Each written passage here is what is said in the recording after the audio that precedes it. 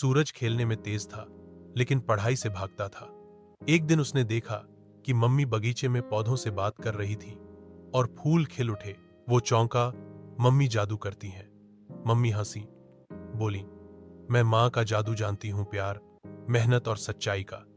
सूरज बोला, मैं भी सीखना चाहता हूँ। मम्मी ने कहा, पढ़ाई इसका पहला मंत्र है। तब से सूरज हर दिन पढ़ने लगा। अब वो कहता, मैं दिमाग और दिल वाला सुपर हीरो बनूंगा।